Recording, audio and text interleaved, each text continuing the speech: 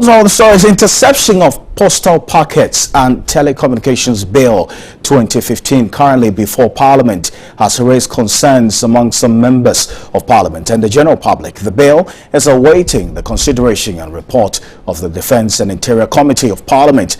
The aim of the new bill is to fight crime, including money laundering, terrorism, narcotic trafficking and identity theft for the general protection of Ghanaians. When passed into law, it will allow a High Court judge working with the National Security Coordinator to ensure people's rights are not trampled upon. Let's get onto the lines now and get some details of this. Major retired Derek Oduro is a member of Parliament for the Nkranza North constituency, a ranking member of the Defence and Interior Committee of Parliament. Honourable, if you can hear me, good afternoon to you, sir.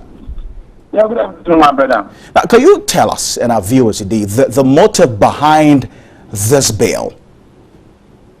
Yeah, thank you once again. The motive behind the enactment of this bill, the interception of communication messages, is that the security agencies are to track down offenders, criminals, terrorists, narcotic traffickers, and so on. And the Ministry of Interior wants us to enact this law so that the security agencies will be able to deal with these people legally. Now, we stress on legally because legal interception. Don't forget that we have at 649. Which was passed in, I think, 2003 during the Kufuor time, that nobody has the right to intercept, record, or do anything by way of crossing somebody's conversation on the mobile phone, on the internet, or any other place. Now, the security agencies want to go into the situation where they can operate and track down these criminals. The motive behind the bill is not bad. People are very disturbed about the implementation. People have not forgotten the PDA, Preventive Detention Act, which was brought into being by the former Prime Minister or President Dr. Kwame Nkrumah.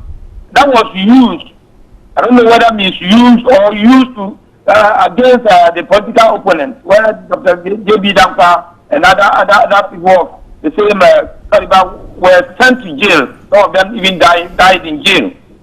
So the use of this current bill that is before us, that is what people are complaining about. And if we are to effectively apply that law, if the bill is passed into law, I will go on to it, but to help track down this criminal.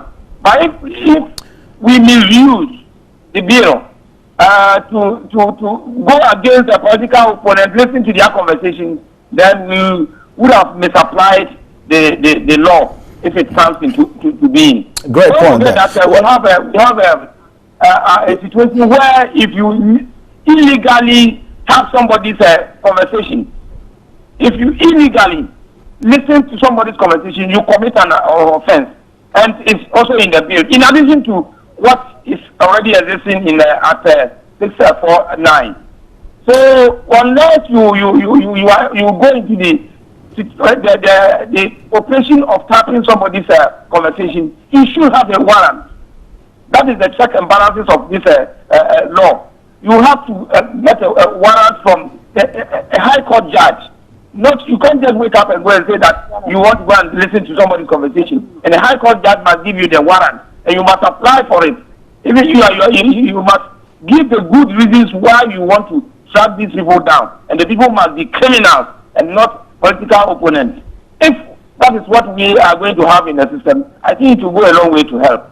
Well, Major, you also outlined the fears and sentiments of members of the general public and also members of Parliament as well. And you used the conditional clause of if if it is implemented well. You are a member of the committee considering this particular bill in Parliament. What are you doing to ensure that there are enough measures in place that the implementing body will not abuse this particular law?